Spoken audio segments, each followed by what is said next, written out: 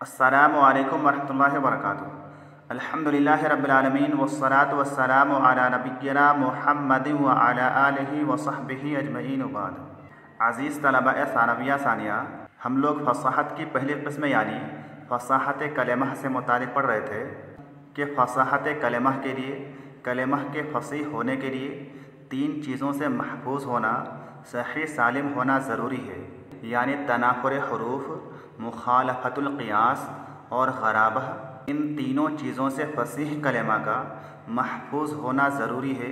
اس کے بعد فصاحت کی دوسری قسم یعنی فصاحت الکلام سے متعلق آگے بیان کیا جا رہا ہے کہ فصاحت الکلام کیسے ہوتا ہے، کوئی کلام فصیح کیسے ہوتا ہے، کلام کے فصیح ہونے کے لیے کن چیزوں کا پایا جانا ضروری ہے۔ تو یہاں پر بیان کیا جا رہا ہے الثانی نمبر 2 وفصاحت الکلام سلامتہ من تنافر الکلمات مجتمعۃ ومن ضعف التالیف ومن التعقید مع فصاحت کلمات ہی۔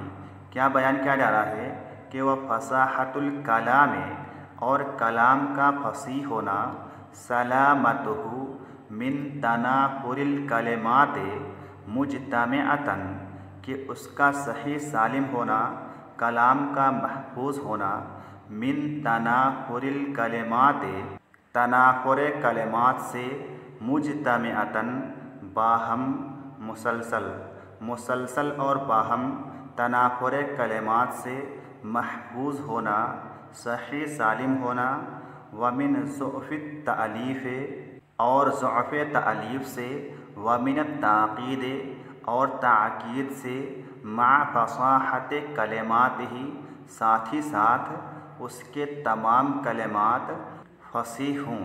تو فصاحت کلام کس کو کہا جاتا ہے؟ سلامتہ من تنافر الکلمات مجتمعۃ، اس کا یعنی کلام کا محفوظ ہونا، صحیح سالم ہونا، من تنافر الکلمات مجتمعۃ باہم اور مسلسل تنافر کلمات سے، ومن ضعف التألیف اور دوسری چیز کیا ہے، ضعف تألیف سے بھی محفوظ ہو، ومن التعقید اور اسی طرح سے تعقید سے بھی محفوظ ہو، ان تینوں چیزوں سے محفوظ ہو، مع فصاحت کلمات ہی ساتھ ہی ساتھ اس کے تمام کلمات فصیح بھی ہوں، اس کے تمام کلمات میں فصاحت بھی پائی جائے، تو ایسی صورت میں وہ کلام کیا ہوگا؟ فصیح ہوگا۔ یعنی کوئی کلام، کوئی جملہ اسی وقت فصیح ہوگا جبکہ اس میں اولاً تو یہ کہ اس کے تمام کلمات فصیح ہوں، اس کلام کے ہر کلمہ میں فصاحت کلمہ کی جو 3 شرطیں بتائی گئی ہیں، تینوں شرطیں موجود ہوں، اور ثانیاً یہ کہ وہ کلام 3 طرح کے عیوب، 3 طرح کے نقائص سے پاک ہو۔ پہلا عیب یہ اس کلام میں باہم تنافر کلمات نہ پائے جائیں، دوسرا یہ کہ وہ ضعف تعلیف سے خالی ہو، اور تیسرا یہ کہ اس میں تعقید نہ پائی جائے۔ اگر کسی کلام میں یہ تینوں عیوب نہ پائے جائیں اور اس کلام کے تمام کلمات فصیح بھی ہوں، تو ایسی صورت میں وہ کلام کیا ہوگا؟ فصیح ہوگا۔ تو اس تعریف میں جو 3 طرح کے عیوب بیان کیے گئے ہیں کہ ان تینوں طرح کے عیوب سے پاک ہو، ان میں سے پہلی چیز کیا ہے؟ تنافر کلمات، دوسری چیز ضعف تالیف اور تیسری چیز تعقید۔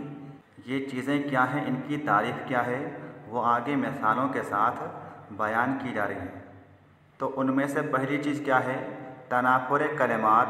تنافر کلمات سے متعلق کہہ رہے ہیں کہ فالتنافر وصف فی الکلام یوجب ثقلہ علی اللسان وعسر النطق بہ، کہ تنافر کلمات وصف فی الکلام، کلام میں ایک ایسا وصف ہے، کلام میں ایک ایسی صفت ہے، یوجب ثقلہ علی اللسان، جو کہ واجب کرتی ہے اس کے یعنی کلام کے بھاری پن کو، ثقیل ہونے کو، بوجھل ہونے کو، علی اللسان زبان پر، جو کہ زبان پر کلام کے بھاری ہونے کو، کلام کے ثقیل ہونے کو واجب کرتی ہے، یعنی جس کی وجہ سے کلام زبان پر بھاری ہو جاتا ہے، وعسر النطق بھی، اور جو کہ بولنے کو دشوار کر دیتا ہے، جس کی وجہ سے کلام کو زبان سے ادا کرنا مشکل اور دشوار ہو جاتا ہے،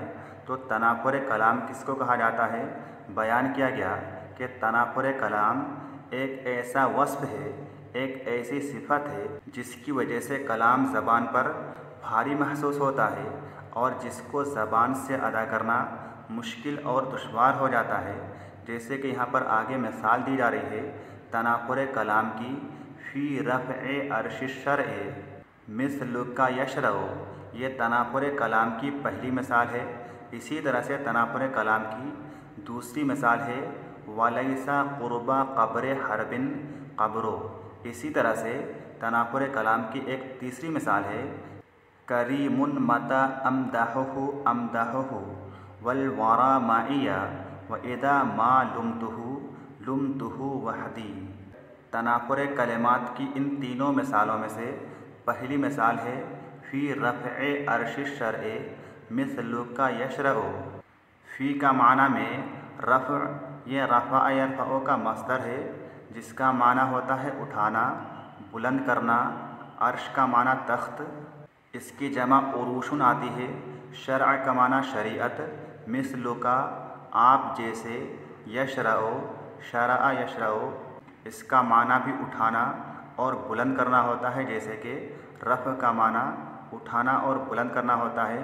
فی رفع عرش الشرع، شریعت کی عزت و تخت کی بلندی کا کام مثلک یشرع، آپ جیسا انسان ہی کر سکتا ہے، آپ جیسے انسان سے ہی ہو سکتا ہے۔ یعنی شریعت کے عرش کی بلندی کا کام اے ممدوح آپ جیسا باحوصلہ اور متدین انسان ہی کر سکتا ہے، ہر ایک کے بس کی بات نہیں ہے۔ شعر کے اس حصے میں دیکھیے کہ رفع، عرش اور شرع یہ تینوں کلمات کیا ہیں؟ ہم وزن ہیں، ان تینوں کلمات کا وزن ایک ہی ہے۔ اسی طرح سے عرش، شرع اور یشرع ان تینوں کلمات کے حروف میں یکسانیت پائی جا رہی ہے۔ اسی وجہ سے اس جملے کو، اس کلام کو زبان سے ادا کرنا مشکل اور دشوار ہے۔ یہ کلام زبان پر بھاری محسوس ہو رہا ہے، اسی وجہ سے اس کلام میں تنافر پایا جا رہا ہے، لہذا یہ کلام فصیح نہیں ہے۔ اس کے بعد دوسری مثال ہے وَلَيْسَ قُرْبَ قَبْرِ حَرْبٍ قَبْرُ، وَلَيْسَ اور نہیں ہے، قربا قریب نزدیک پاس، قبر جہاں پر انسان کو اس کی وفات کے بعد دفن کیا جاتا ہے۔ حرب یہ ایک شخص کا نام ہے، یعنی حرب بن امیہ، اور قبر کو کہا جاتا ہے جیسے کہ آپ کو ابھی بتایا گیا وَلَيْسَ قُرْبَ قَبْرِ حَرْبٍ، اور حرب کی قبر کے قریب نہیں ہے قبر کوئی قبر، اور حرب کی قبر کے قریب نہیں ہے قبر کوئی قبر۔ حرب بن امیہ نامی شخص کی قبر کے پاس کوئی قبر نہیں ہے۔ شعر کے اس حصے میں قربا، قبر، حرب اور اسی طرح سے قبر، یہ تمام کلمات ایسے ہیں جن میں اتحاد پایا جا رہا ہے، ان حروف کے مخارج تقریباً ملتے جلتے ہیں۔ اسی طرح سے اس میں قبر کے لفظ کو 2 مرتبہ استعمال کیا گیا ہے، ڈبل استعمال کیا گیا ہے۔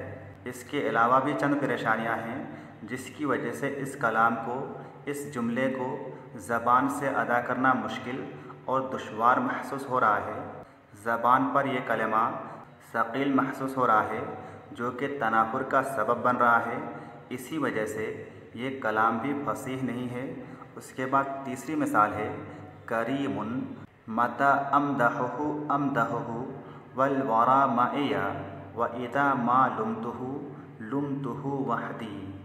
کیا کہہ رہے ہیں کہ کریم میرا ممدوح سخی ہے، فیاض ہے، شریف ہے، متی امدحہ امدحہ والورا معی، جب میں اس کی تعریف کرتا ہوں، امدحہ تو میں بھی اس کی تعریف کرتا ہوں، والورا معی اور تمام مخلوق معی میرے ساتھ ہوتی ہے، یعنی جب میں اس کی تعریف کرتا ہوں تو میں بھی تعریف کرتا ہوں، ساتھ ہی ساتھ پوری مخلوق میرے ساتھ ہوتی ہے اس کی تعریف کرنے میں، وَإِذَا مَا لُمْتُهُ، اور جب میں اس کی ملامت کرتا ہوں، اس کی مذمت اور برائی کرتا ہوں، اس کی ہجو بیان کرتا ہوں، لُمْتُهُ وحدی، تو اکیلے ہی میں اس کی ملامت کرتے رہ جاتا ہوں، میرا ساتھ کوئی نہیں دیتا ہے۔